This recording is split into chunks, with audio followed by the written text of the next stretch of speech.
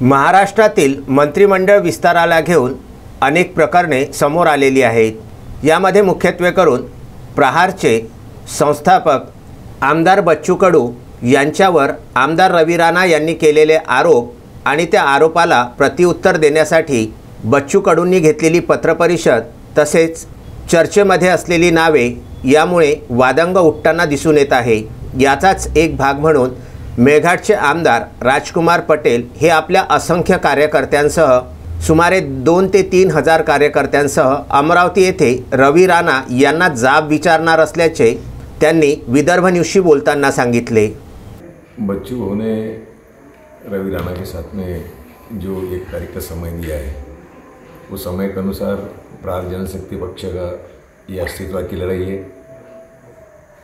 हम मेलघाट विधानसभा क्षेत्र से भले दूर क्यों न हो लेकिन 2-2.5 हज़ार लोगों की हमारी अमरावती जाने की तैयारी है और इस लड़ाई में हम सब एक है ये हमको दर्शाना है।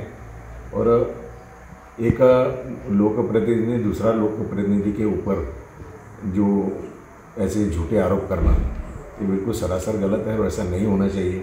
मुझे बहुत सारे पत्रकारों ने और मीडिया वालों ने मुझसे पूछा है कि भाई ये क्या चल रहा है, तो ये हमारे प्रहार संस्थापक का बच्चू हमारे प्रहार जनशक्ति पक्ष की अस्तित्व की लड़ाई है और इस अस्तित्व की लड़ाई के लिए हम हमारे मेलघाट की जनता हमारे कार्यकर्ते पूरे सक्षम हैं। हे राजकीय घमासान युद्ध आता कुठल्या थराला जाते याकडे संपूर्ण महाराष्ट्राचे लक्ष लागले आहे। तस्मीन शेख, सुलेमान मेमन, जुगल किशोर जयस्वाल, विदर्भ न्यूज, धारणी।